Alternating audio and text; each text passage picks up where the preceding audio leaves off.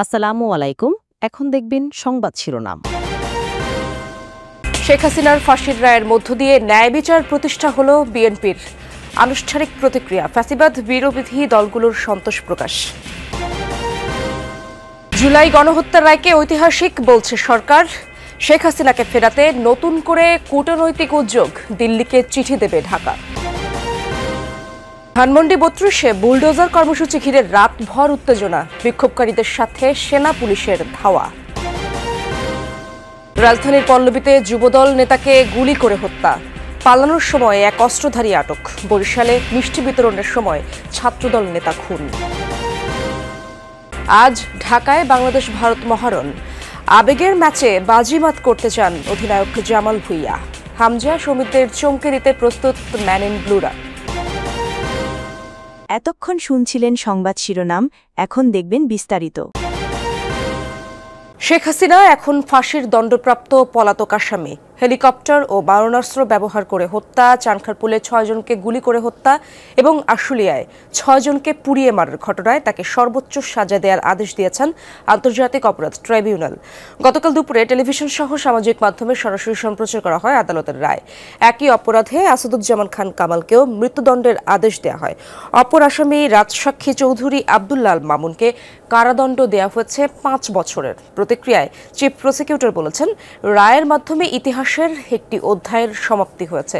ট্রাইব্যুনালের আদেশকে নতুন মাইল ফলক বলেছেন অ্যাটর্নি জেনারেল। ১৪০০র মতো ছাত্র জনতাকে হত্যা এবং ২৫,০০০-এর বেশি ছাত্র জনতাকে আহত করার দায়ে, মোর স্পেসিফিক্যালি আশুলিয়াতে ৬ জনকে হত্যা করে পুড়িয়ে দেয়া, চানখারপুলে ৬ জনকে হত্যা করার মাধ্যমে যে অপরাধ করেছেন সেটার দায়ে তাকে দোষী সাব্যস্ত করে মৃত্যুদণ্ড প্রদান করেছেন। এদেশের মানুষের প্রতি, গণতন্ত্রের প্রতি, সংবিধানের প্রতি, আইনের শাসনের প্রতি এবং আগামী প্রজন্মের প্রতি দায়বদ্ধতা পরিশোধের স্বার্থে এ রায় একটি যুগান্তকারী রায়। এই রায় প্রশান্তি আনবে। এ রায় ভবিষ্যতের জন্য একটি বার্তা। এ রায় বাংলাদেশে ন্যায় বিচার এবং আইনের শাসনের জন্য একটি মাইল ফলক হয়ে থাকবে। শেখ হাসিনার রায়ের মধ্য দিয়ে দীর্ঘ ১৬ বছরের গুম, খুন ও বিচার বহির্ভূত হত্যার শিকার এবং ২৪-এর গণঅভ্যুত্থানের রাষ্ট্রীয় সন্ত্রাসের শিকার সহস্রাধিক শহীদের আত্মার শান্তি পাবে বলে মন্তব্য করেছেন বিএনপি মহাসচিব মির্জা ফখরুল ইসলাম আলমগীর। বলেন, আহত, নিহত ও গুমের শিকার পরিবার পরিজনদের ক্ষোভ কিছুটা হলেও প্রশমিত হবে। সোমবার রাতে স্থায়ী কমিটির বৈঠক শেষে এসব কথা বলেন তিনি। সাবেক প্রধানমন্ত্রী শেখ হাসিনার রায়ের সার্বিক বিষয় পর্যালোচনা ও প্রতিক্রিয়া জানাতে গুলশানে বিএনপি চেয়ারপারসনের কার্যালয়ে স্থায়ী কমিটির বৈঠক হয়। বৈঠকে ভার্চুয়ালি যোগ দিয়ে সভাপতিত্ব করেন দলের ভারপ্রাপ্ত চেয়ারম্যান তারেক রহমান। শেষে বিএনপি মহাসচিব মির্জা ফখরুল ইসলাম আলমগীর জানান, ট্রাইব্যুনালে বিচার প্রক্রিয়ার মধ্য দিয়ে আন্তর্জাতিক মানদণ্ড বজায় রেখে শেখ হাসিনা ও তার দোসরদের বিরুদ্ধে রায় ঘোষণা হয়েছে। এর মধ্য দিয়ে ন্যায় বিচার প্রতিষ্ঠা হলো। আন্তর্জাতিক অপরাধ ট্রাইব্যুনালের দীর্ঘ বিচারিক প্রক্রিয়ার মধ্য দিয়ে আন্তর্জাতিক মানদণ্ড বজায় রেখে আজকে আওয়ামী ফ্যাসিস্ট শেখ হাসিনা তার ২ দোসরের বিরুদ্ধে রায় ঘোষিত হয়েছে। এই রায়ে ন্যায় বিচার প্রতিষ্ঠা হয়েছে। তিনি আরও বলেন, মৃত্যুদণ্ডপ্রাপ্ত আসামি শেখ হাসিনা ও আসাদুজ্জামান খান কামালের সর্বোচ্চ সাজা দেয়া হয়েছে, যা দৃষ্টান্ত হয়ে থাকবে। আইনের বিধান অনুযায়ী সর্বোচ্চ সাজা প্রদান করা হয়েছে ফ্যাসিস্ট শেখ হাসিনা তার দোসর সাবেক স্বরাষ্ট্রমন্ত্রী আসাদুজ্জামানের।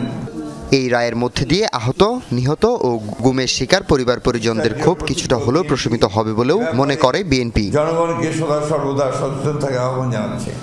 একই সাথে বিএনপি অন্যান্য মামলায় অভিযুক্তদের সুবিচারের দাবি জানাচ্ছে। মানবতা বিরোধী অপরাধে শেখ হাসিনা, আসাদুজ্জামান খান কামালের ফাঁসির আদেশে সন্তুষ্ট ফ্যাসিবাদ বিরোধী রাজনৈতিক দলগুলো। সোমবার বিকেলে জামায়াত নেতা গোলাম পরোয়ার বলেন, রায়ে প্রমাণ হয়েছে রাজনৈতিক নেতা কিংবা রাষ্ট্রপ্রধান কেউই বিচারের ঊর্ধ্বে নয়। এনসিপি নেতারা দ্রুত শেখ হাসিনাকে ফিরিয়ে এনে রায় কার্যকরের দাবি জানান। মাঠের রাজনীতি নিয়ে দ্বিধা বিভক্ত থাকলেও গণহত্যার দায়ে শেখ হাসিনার বিচারের প্রশ্নে সবাই ঐক্যবদ্ধ বলেও জানান রাজনৈতিক দলের নেতারা। আজকের রায়ের মধ্য দিয়ে অন্তত ক্ষতিগ্রস্ত পরিবারগুলো, তাদের পূর্ণ ক্ষতির পূরণ হয়তো কোনোদিন হবে না, কিন্তু কিছুটা স্বস্তি তাদের হৃদয়ে এসেছে, একটা সুবিচার তারা দেখতে পেল। দাবি জানাবো, জোর দাবি জানাবো যে এই রায় দ্রুত সময়ের মধ্যে কার্যকর করতে হবে এবং অবিলম্বে দিল্লি থেকে শেখ হাসিনাকে বাংলাদেশে ফেরত আনতে হবে।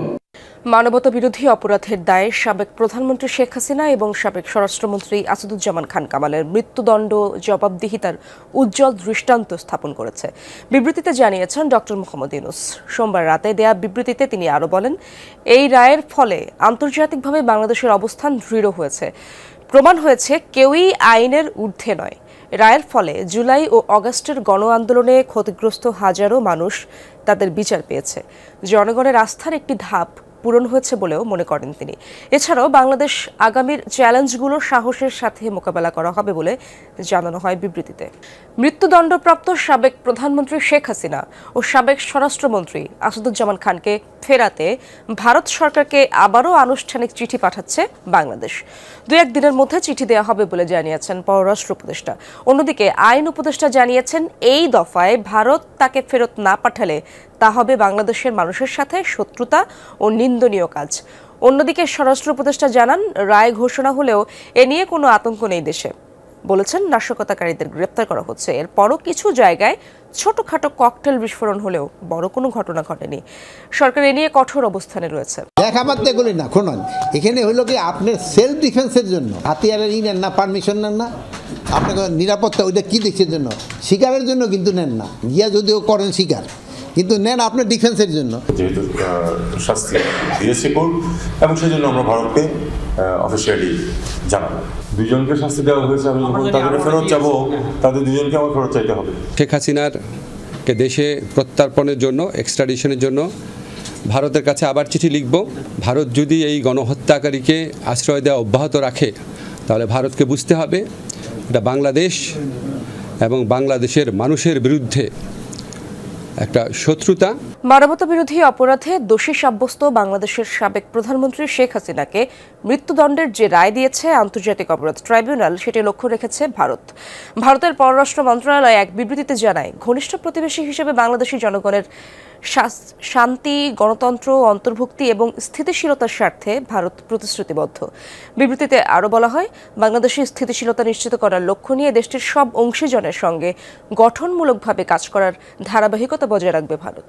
সাবেক প্রধানমন্ত্রী শেখ হাসিনার মানবতা বিরোধী অপরাধের মামলার রায়টি ভুক্তভোগী ও তাদের পরিবারের জন্য গুরুত্বপূর্ণ বলে মনে করে জাতিসংঘের মানবাধিকার বিষয়ক কমিশন। সংস্থাটির মানবাধিকার বিষয়ক হাই কমিশনার ভলকার তুর্ক বলেন, এই প্রচেষ্টায় সরকার ও বাংলাদেশের জনগণকে সহায়তা করতে প্রস্তুত তারা। এছাড়াও সত্য উদ্ঘাটন, পুনর্বাসন এবং ন্যায় বিচারের একটি সমন্বিত প্রক্রিয়ার মধ্য দিয়ে বাংলাদেশ এগিয়ে যাবে বলেও মনে করে জাতিসংঘ। হাই কমিশনার সবাইকে শান্ত থাকার আহ্বান জানিয়েছেন। এসব ঘটনার পরিপ্রেক্ষিতে সবাইকে সংযম প্রদর্শনের অনুরোধ করেন তিনি। নীতি অনুযায়ী সর্বোচ্চ সাজা হিসেবে জাতিসংঘ যে কোনো মৃত্যুদণ্ডের বিরোধিতা করে বলে জানান হাই কমিশনার। ধানমন্ডি 32 নম্বরে বঙ্গবন্ধুর বাড়ি ধুলোয় মিশিয়ে খেলার মাঠ বানাতে ছাত্র জনতার বুলডোজার কর্মসূচি নিয়ে দিনভর চলা উত্তেজনা গড়িয়েছে রাত পর্যন্ত। এক্সকাভেটর নিয়ে ভেতরে প্রবেশের চেষ্টা করলে লাঠি পেটা করেন আইনশৃঙ্খলা বাহিনী। ধাওয়া পাল্টা ধাওয়ার ঘটনা, পুলিশ সদস্য সহ আহত হন বেশ কয়েকজন বিক্ষোভকারীও। 24-এর গণ অভ্যুত্থানের পর ভেঙে ফেলা ধানমন্ডি 32-এর বাড়িটি ধুলোয় মিশিয়ে দেওয়ার ঘোষণায় সোমবার সকাল থেকেই তৎপর হয়ে ওঠে আইন শৃঙ্খলা বাহিনী। পাশাপাশি দুটি ভবন যেন কঙ্কাল হয়ে দাঁড়িয়ে আছে। সেখানেই খেলার মাঠ বানাতে বুলডোজার কর্মসূচি দেয় ঢাকা কলেজের শিক্ষার্থীরা। দুপুর 12টার দিকে দুটি এক্সকাভেটর নিয়ে 32 নম্বর সড়কের সামনে আসে ছাত্র জনতা। তাতে যোগ দেয় আশেপাশের বিভিন্ন প্রতিষ্ঠানের শিক্ষার্থীও। শেখ হাসিনা কোনো আস্তানায় বাংলাদেশে রাখতে দেব না, আমরা 32 ঘুরিয়ে দিব। তারা ককটেল বিস্ফোরণ ছাড়া দেশের ভিতরে বিভিন্ন বিশৃঙ্খলা সৃষ্টি করতেছে। আজকে তাদের এই আস্তানা একবার নিশ্চিহ্ন করে দেওয়ার জন্য আমরা এখানে আসছি। তাদের বাধা দেয় আইন শৃঙ্খলা রক্ষাকারী বাহিনী। পুলিশের এপিসি দিয়ে সড়কের প্রবেশ মুখ আটকে দেয়া হয় 3 স্তরের বেষ্টনী। ঘণ্টাখানেকের চেষ্টায় তা ভেঙে ভেতরে প্রবেশ করে বিক্ষুব্ধরা। এক পর্যায়ে একটি এক্সকাভেটর নেওয়া হয় সড়কের মুখে। এক্সকাভেটর আটকাতে পুলিশের সাথে যোগ দেয় সেনা সদস্যরাও। উত্তেজিত শিক্ষার্থীকে লাঠিপেটা করে সরিয়ে দেয় মূল সড়কে। ফের সংগঠিত হয়ে কর্মসূচি বাস্তবায়নে ভেতরে ঢোকার চেষ্টা করলে সাউন্ড গ্রেনেড নিক্ষেপ করে পুলিশ। টিয়ারশেল নিক্ষেপের পর শুরু হয় ধাওয়া পাল্টা ধাওয়া।